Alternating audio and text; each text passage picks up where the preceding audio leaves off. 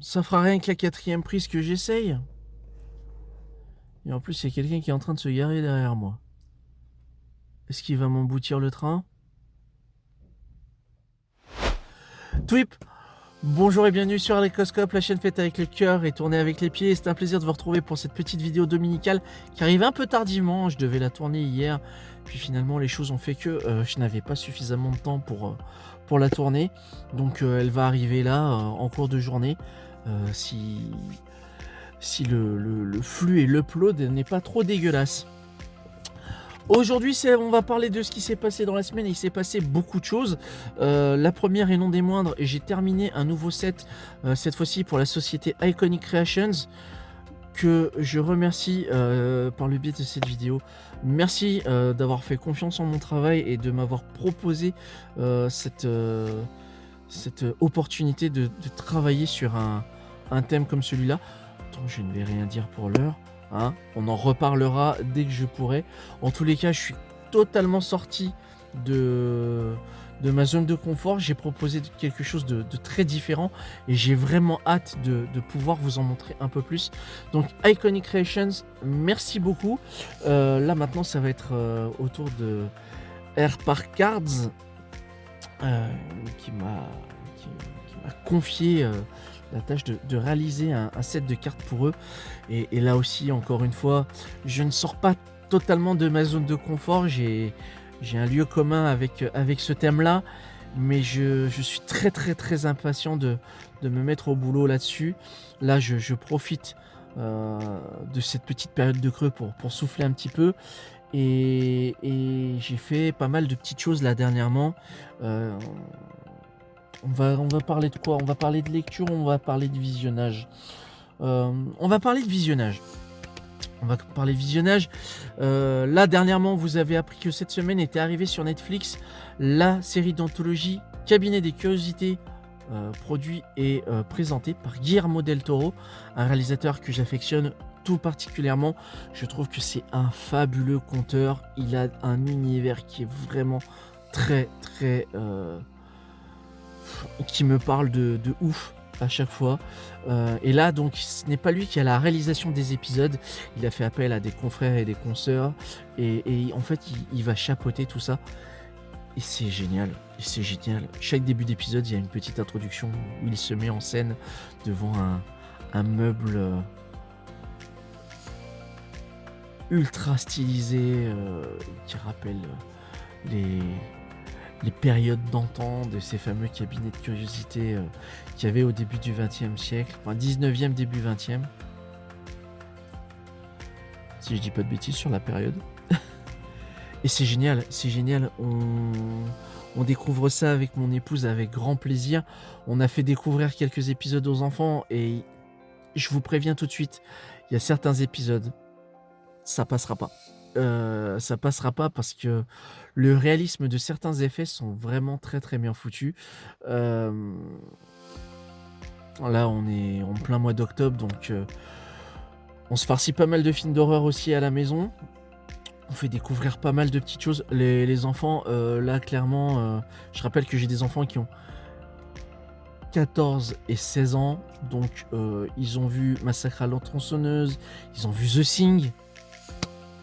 Massacre à la tronçonneuse, ils n'ont pas vu l'original, qui est beaucoup trop malsain en termes de mise en scène. Ils ont vu le remake, qui est tout aussi dégueulasse, mais qui est un peu plus dans le spectaculaire que le côté vraiment malaisant de la version de Toby Hooper. On a fait de la comédie horrifique aussi. On a fait découvrir Evil Dead 2. Et putain, mais Bruce Campbell, incroyable dans ce film. Il est incroyable. Je me suis fait la réflexion en le revoyant et je me suis dit putain, mais en fait on dirait le Jim Carrey des films d'horreur. Il a des gimmicks, il a des façons de jouer et encore on a revu que le deuxième opus. Dans le 3, il y a vraiment un step up. C'est vraiment très cool.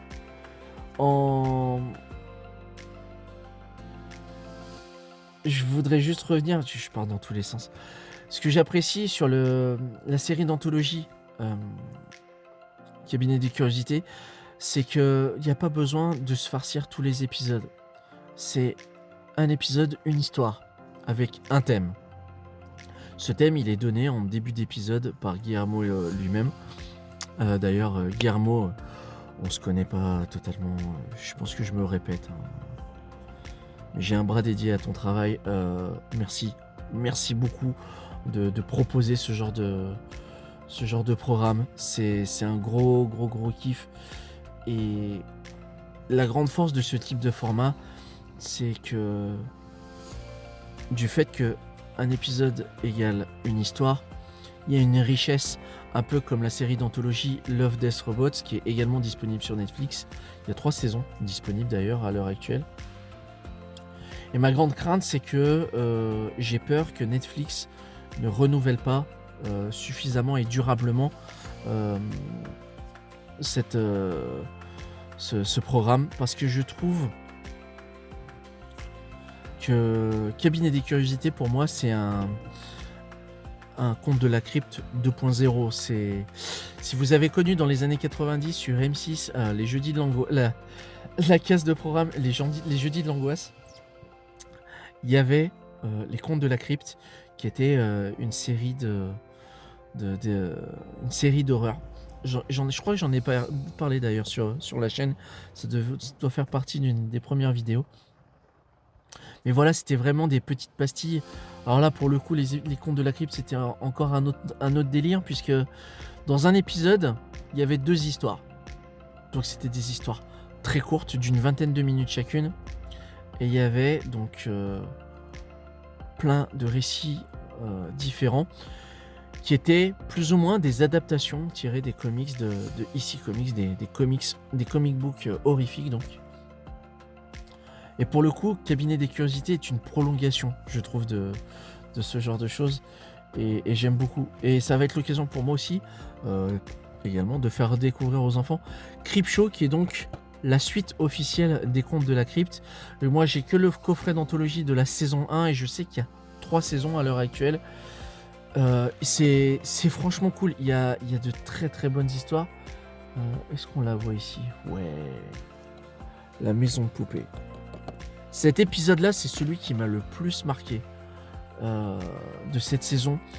Il n'est pas spécialement dégueulasse, gore ou quoi que ce soit, mais il y a quelque chose dans sa mise en scène, dans sa proposition qui m'a beaucoup plu. Quoi d'autre cette semaine? Pas mal de lectures aussi. Là, avant de terminer cette vidéo,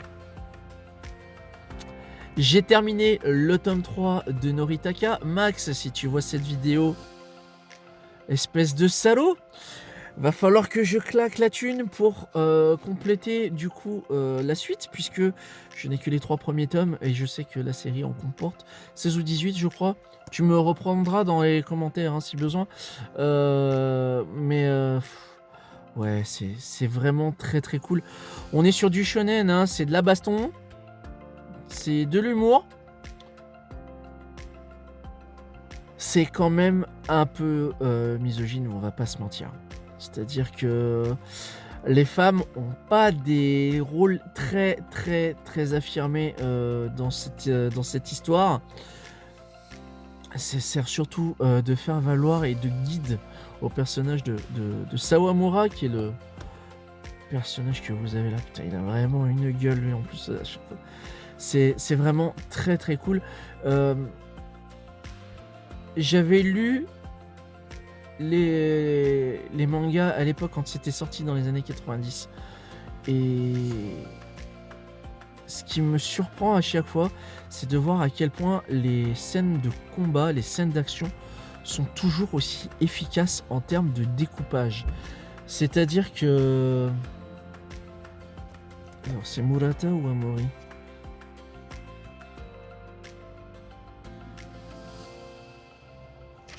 Ouais, c'est Amori. C'est Amori au dessin. Notez le fait que j'essaie de prononcer correctement à la japonaise.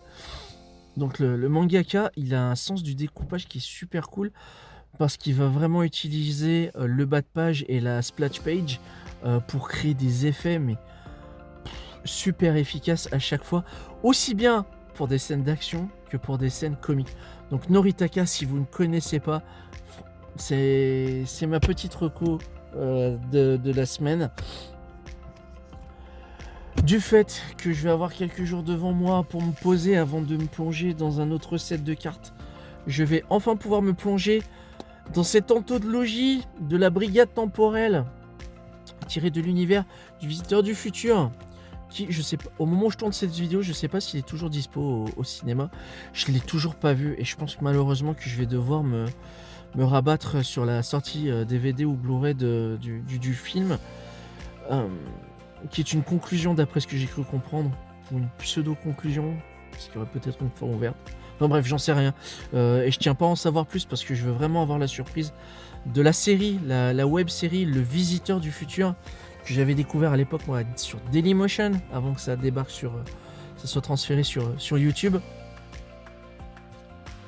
Mais j'aimerais savoir ce qui va se passer. La fameuse catchphrase du visiteur. J'aimerais retrouver ces personnages de Ralph, du professeur Castafolt. Je me rappelle qu'à l'époque j'avais regardé enfin non même pas, j'avais écouté le livre, donc l'audio-fiction La Meute, tiré de l'univers du Visiteur du Futur, et j'avais vraiment beaucoup aimé. Il y avait des trucs très très cool et ça me fait chier encore qu'à l'heure actuelle on doive autant galérer en France pour proposer du cinéma de genre, du récit de genre. C'est pas normal, c'est pas normal. Il suffit de traverser la Manche. La SF est ultra respectée, c'est même limite une institution avec la série Doctor Who, par exemple. On va en Italie, il y a le Giallo, cinéma d'horreur, mais c'est du cinéma qui est tout aussi bien consommé et respecté que de la comédie ou du cinéma d'action. Et en France, ça coince. Et ça m'emmerde, ça me fait chier. Et je suis content de voir que petit à petit, il y a des producteurs, il y a des réalisateurs qui s'efforcent de bousculer un petit peu les conventions, j'ai envie de dire. Mais ça m'emmerde maintenant quand on veut aller au cinéma, quand on peut aller au cinéma,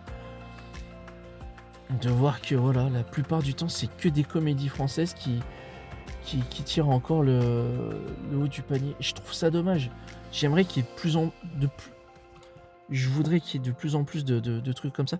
Et il faut aller voir Le Visiteur du Futur au cinéma. S'il est encore dispo près de chez vous, foncez le voir. Moi, je crois que pour ma part, malheureusement, j'ai loupé le coche. Et je fais partie des pauvres couillons qui n'ont pas réussi à pouvoir y aller. J'avais parlé sur une des précédentes vidéos de la quête de Thanos qui était sortie dans la collection Les Grandes Sagas.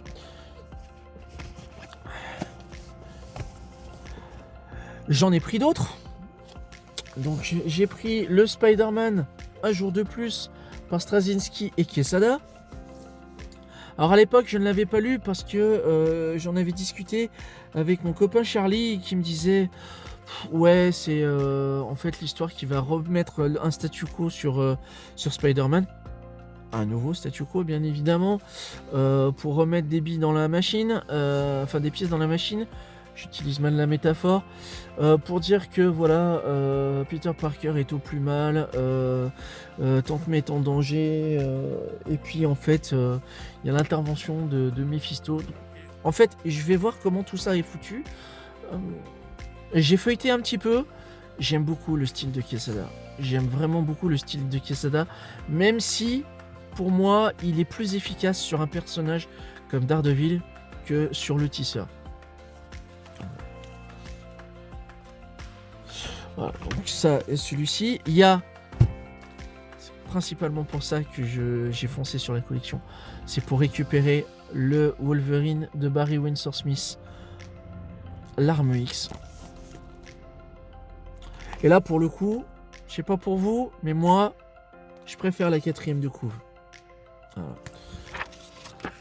Et pourquoi ils n'ont pas utilisé celle-ci? Putain, cette illustration, elle est tellement iconique. Cette illustration qui était la 4e de couverture de la version sémique intégrale de la série Serval Wolverine à l'époque. Un peu impressionnante. Et j'ai pris Civil War. Parce que Mac Millar, parce que Steve McNiven, parce que Event qui avait un réel impact pour l'époque sur la plupart des titres Marvel. Maintenant, il y a des events tous les ans. Tous les ans, c'est hey, congrès annuel des super-héros, venez, rassemblement général. On fait l'appel, il y a un délire, et puis on va dire qu'il va y avoir des traumas, et puis en fait, il y en a pas. Enfin, c'est l'effet que j'ai actuellement lorsque je lis les comics sur l'application Marvel Unlimited. Je rappelle que cette vidéo n'est absolument pas sponsorisée, que ce soit par Marvel Snap ou Marvel Unlimited. Mais voilà. Donc je pense que je ferai des petites reviews là-dessus. Pour celui-ci, il y aura peut-être quelque chose d'un petit peu plus particulier. On aura l'occasion d'en reparler sur la chaîne. Cette semaine, j'ai voulu faire enfin la vidéo sur Anne Nocenti. Et malheureusement, je n'ai pas pu. Pour la bonne raison que mes notes ont été définitivement perdues et que mon carnet de notes a disparu lui aussi. Donc, je pense que je vais faire... je vais me cantonner à un montage classique. C'est-à-dire face caméra, faire éventuellement une petite introduction, un petit outro, pourquoi pas. Je suis en train d'y réfléchir là au moment où je vous en parle. Là. Et puis voilà. Et puis voilà. Il faut que je prenne le temps de faire tout ça. Et puis c'est tout. Non, ce n'est pas tout. Et je me recale un peu. Ce n'est pas tout parce qu'au moment où je tourne cette vidéo, le week-end prochain, donc le 5 et 6 novembre, 6 novembre, jour de mon anniversaire, auront lieu à Orléans une Japan Expo Orléans, donc événement auquel je participerai en tant qu'exposant, où j'aurai un stand, je partage un stand pour être plus précis, avec l'ami Callahan du stand Yum Yum Studio. Donc je serai sur le stand de Yum Yum Studio pour vous proposer des portraits, des cartes, des illustrations, tout ça. Donc la semaine prochaine, si vous êtes dans le coin du côté d'Orléans, n'hésitez pas, venez faire un petit coucou, ce sera avec grand plaisir. Voilà.